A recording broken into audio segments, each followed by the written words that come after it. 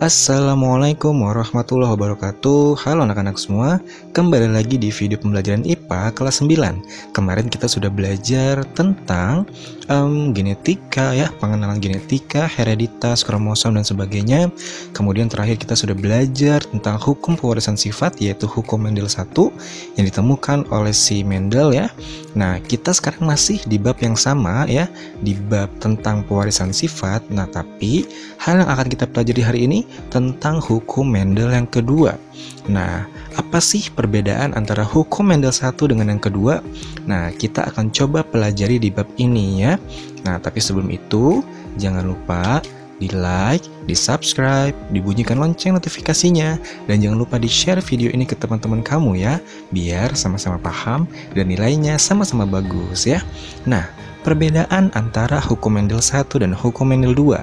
Di video sebelumnya, Bapak sudah menjelaskan bahwa hukum Mendel 1 ini adalah satu sifat beda atau monohibrid ya.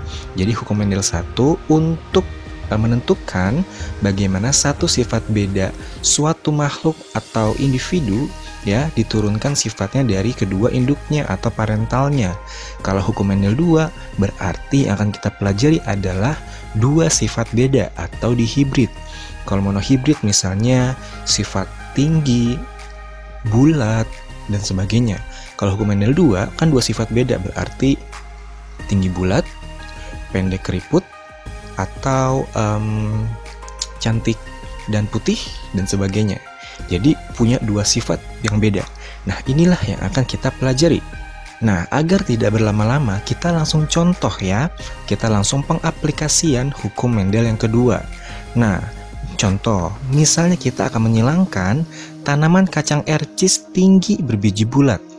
Ada dua sifat beda kan? Tinggi dan bulat. Dengan tanaman kacang ercis yang pendek dan berbiji keriput. Punya dua sifat beda kan? Pendek dan keriput.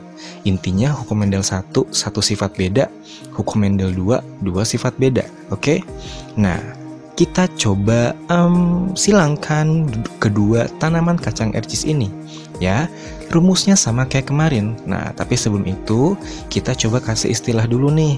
Tinggi ya, genotipnya T besar T besar. Bulat genotipnya B besar B besar. Pendek genotipnya T kecil T kecil. Keriput genotipnya B kecil B kecil. Kalau dilihat yang huruf besar ini berarti dominannya ya, sifat dominan. Tapi yang huruf kecil ini berarti sifat resesif ya, yang tidak dominan berarti. Oke? Nah, sekarang caranya sama seperti mengerjakan hukum Mendel yang pertama.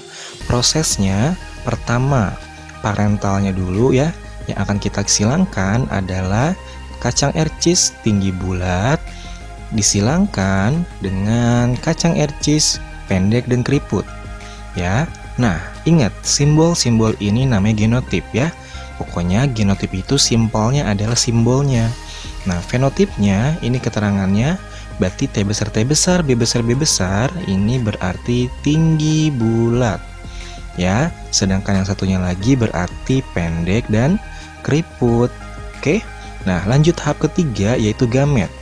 Kita lihat genotipnya. T besar T besar, B besar B besar. Ada berapa huruf yang berbeda? Ada dua kan? T besar dan B besar. Berarti gametnya T besar, B besar gitu ya. Satu lagi juga sama kan? Huruf yang beda ada berapa? Ada dua, T kecil dan B kecil.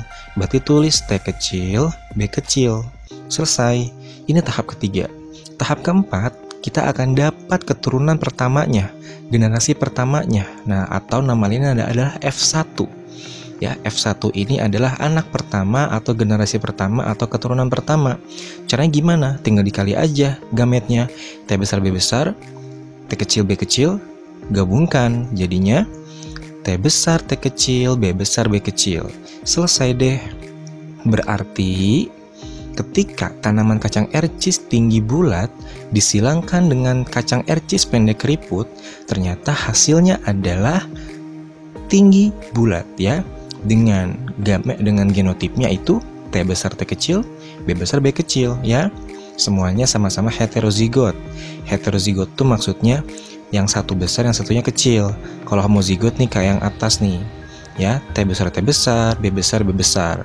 Itu namanya homozigot ya, satu sifat. Tapi kalau heterozigot, nah ini ada dua, T besar T kecil ya, ada yang satu besar, yang satu kecil ya.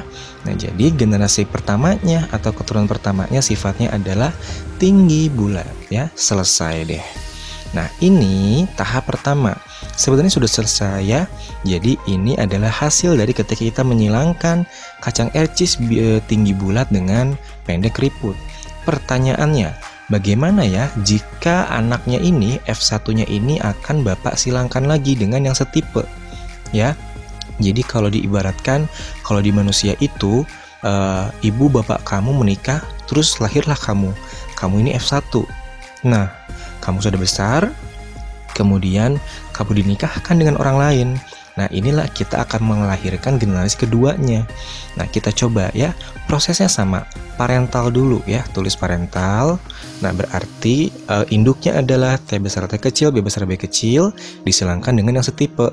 T besar T kecil, B besar B kecil ya. Berarti fenotipnya, keterangannya adalah, nah ini keterangannya apa tuh di F1? Tinggi bulat ya. Itu juga sama, tinggi bulat. Oke. Nah, kemudian tahap ketiga gametnya. Nah, cek genotipnya. Genotipnya ada T besar T kecil, B besar B kecil, betul? Karena ada 4 huruf yang berbeda, maka caranya adalah kita kali pelangi. Tahu kali pelangi kan? Jadi T besar kali B besar, T besar kali B kecil, T kecil kali B besar, T kecil kali B kecil. Ya, hasilnya jadi kayak gini. Ada 4. Nah, ya, pokoknya dikali pelangi. Bagaimana sih kali pelangi? Coba tanya guru matematikanya ya. Nah, sebelah kanan juga sama berarti hasilnya gametnya. Oke, sekarang pertanyaannya, bagaimana mencari generasi keduanya? Nah, dengan gamet yang sebanyak ini. Prosesnya sama kayak hukum Mendel 1 ya. Jadi kita buat tabel biar gampang. Nah, kalau sekarang tabel lebih banyak. Kemarin tabel cuma sedikit kan, yang hukum Mendel 1, karena gametnya sedikit. Nah, ini gametnya ada 4 ya. Betina 4, yang jantan 4. Jadi total jadi banyak nih. Nah, kita langsung kaliin aja ya. Nah, coba yang ini. Pertama, T besar dikali T besar. Hasilnya ya ini dia. T besar, B besar, B besar. Nah, keterangannya tinggi bulat, betul? Sebelahnya, hasilnya berarti T besar, B besar, B kecil. Ini juga sama, masih tinggi bulat ya. Kenapa kok tinggi bulat? Walaupun itu ada B kecil, tapi kan yang dominan adalah B besar, oke? Makanya yang dominan yang kita ambil, yaitu bulat. Nah, sebelahnya berarti T besar, T kecil, B besar, B besar. Ini juga sama. Walaupun ada T kecil, tapi karena ada yang dominan yaitu T besar, jadi yang kita ambil adalah dominannya, yaitu tinggi ya, jadi bukan pendek. Selanjutnya, T besar, T kecil, B besar, B kecil. Sifatnya juga sama, tinggi bulat. Lanjut yang bawahnya. T besar, B besar, B kecil. Ini masih tinggi bulat ya. Masih tinggi bulat. Sebelahnya berarti T besar, B kecil, B kecil. Baru nih, T besarnya adalah tinggi. Tadi B kecilnya apa? Berarti keriput, betul? Nah, selanjutnya berarti T besar, T kecil, B besar, B kecil. Berarti ini masih tinggi bulat, ya enggak? Nah, selanjutnya T besar, T kecil, B kecil, B kecil. Berarti ini jadi tinggi keriput ya. Bawahnya T besar, T kecil, B besar, B kecil. B besar, B besar. Hasilnya tinggi dan bulat. Selanjutnya T besar, T kecil, B besar, B kecil. Ini masih tinggi bulat berarti ya, karena ada yang dominan di depan. Lanjut. Nah, ini T kecil, B besar, B besar. T kecil berarti adalah pendek, ya kan? Nah, pendek dan bulat. Selanjutnya T kecil, B besar, B kecil. Ini juga sama, masih pendek, bulat. Oke. Nah, selanjutnya yang bawah, T besar, T kecil, B besar, B kecil. Ini masih tinggi bulat. Nah, selanjutnya ini T besar, T kecil, B kecil, B kecil. Berarti tinggi keriput. Nah, next berarti T kecil, B besar, B kecil. Berarti pendek bulat. Nah, terakhir berarti T kecil, B kecil. Berarti ini pendek keriput ya. Nah, sekarang kita akan coba lihat perbandingannya. Ada berapa yang tinggi bulat, ada berapa yang tinggi keriput, ada berapa yang pendek bulat, dan ada berapa yang pendek keriput ya. Kita cek genotipnya dan fenotip. Rasio fenotipnya dulu deh biar gampang. Ternyata ada 9 tinggi bulat, ada 3 tinggi keriput, ada 3 pendek bulat, dan 1 pendek keriput. Bagaimana cara ngeceknya? Ya hitung aja. Ada berapa yang tinggi bulat? Coba kita hitung ya. 1, kemudian sebelahnya 2, sebelahnya lagi 3, sebelahnya lagi 4.